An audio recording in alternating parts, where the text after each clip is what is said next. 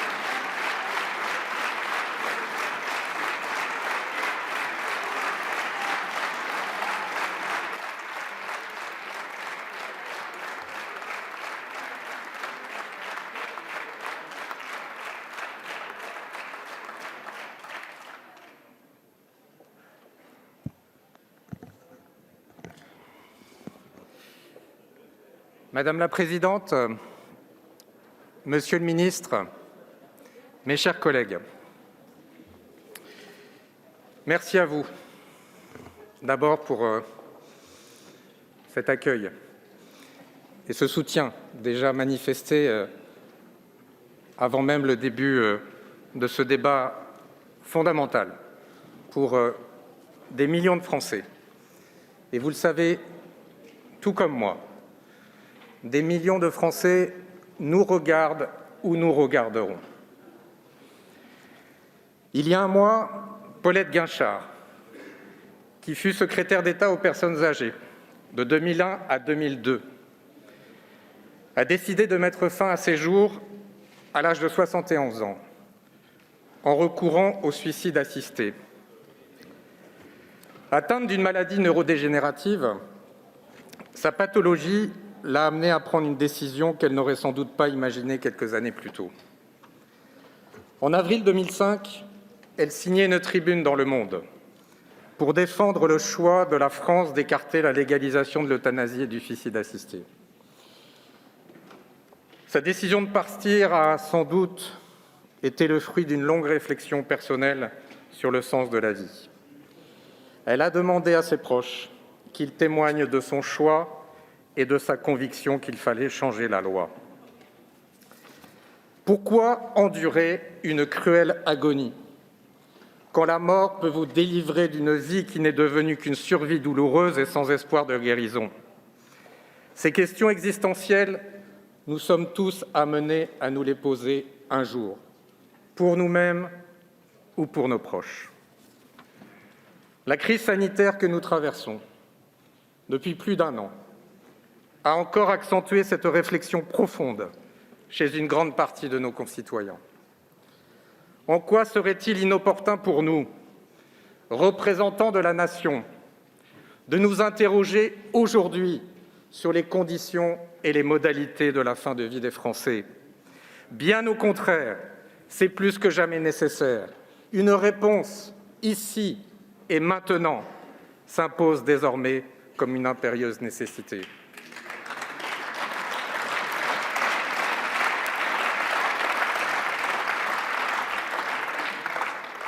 Le 31 mars dernier, pour la première fois dans l'histoire de notre pays, une commission permanente du Parlement, en l'occurrence la commission des affaires sociales de notre Assemblée, a enfin reconnu à nos concitoyens le droit à une fin de vie libre et choisie. En adoptant à une large majorité, au terme de 7 heures de débat d'une grande richesse, la proposition de loi que j'ai l'honneur de vous présenter, et ceci dans une atmosphère sereine, respectueuse des opinions des uns et des autres, et sans volonté d'obstruction et d'empêchement, a été largement ratifiée. Ce jour-là, mes chers collègues, ce jour-là, nous avons montré le plus beau visage de l'Assemblée nationale. Et aujourd'hui, le visage de l'Assemblée nationale. Il est là, devant moi. Ce sont ces 4000 amendements. Ces 4000 amendements, mes chers collègues, ces feuilles, elles n'ont qu'un but, d'empêcher l'Assemblée nationale, d'empêcher les représentants de la nation, d'empêcher les députés de voter ici, souverainement. Voilà ce que c'est, voilà l'image que vous donnez, voilà l'image que vous donnez du Parlement.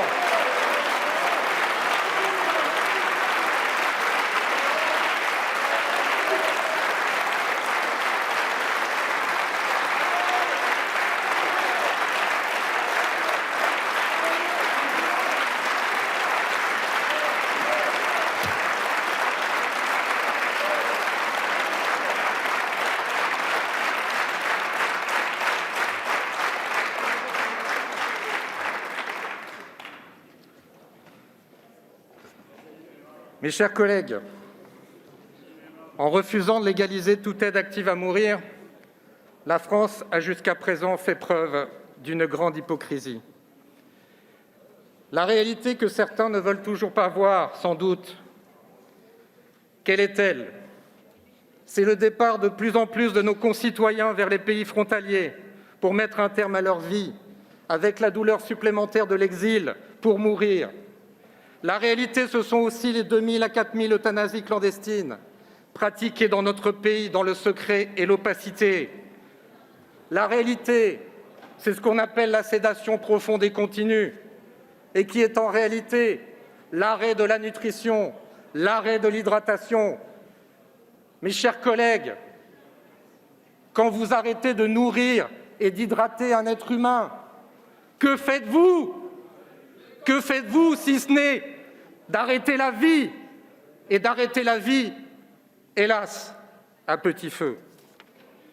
Oui, les Français nous attendent, car ils sont une immense majorité à être favorables au droit à l'euthanasie.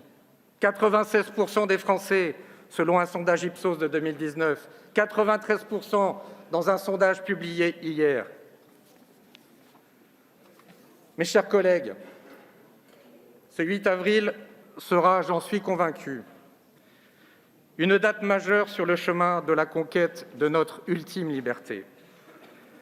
Soyons à la hauteur. Soyons à la hauteur de ces millions de Français qui nous demandent ce droit à une fin de vie libre et choisie, par l'accès aux soins palliatifs et à l'assistance médicalisée active à mourir. Oui, mes chers collègues, il est temps, car notre pays attend depuis si longtemps. Nos concitoyens veulent obtenir cette ultime liberté. Oui, mes chers collègues, il est temps de donner à chacune et à chacun d'entre nous le droit quand nous arriverons au bout du chemin sans espoir de guérison. Le droit, tout simplement, de pouvoir éteindre en paix la lumière de notre existence. Merci.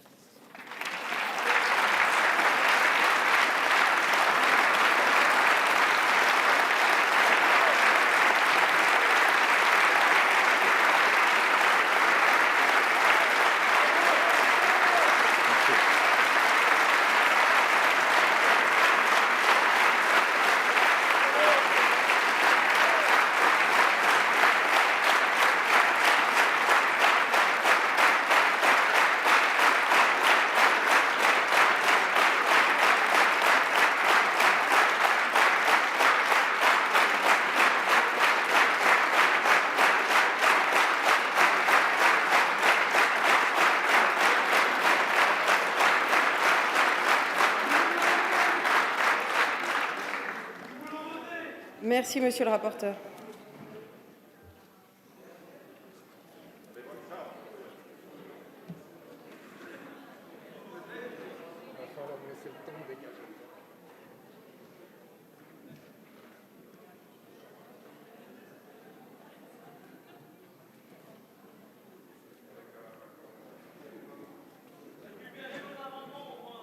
La parole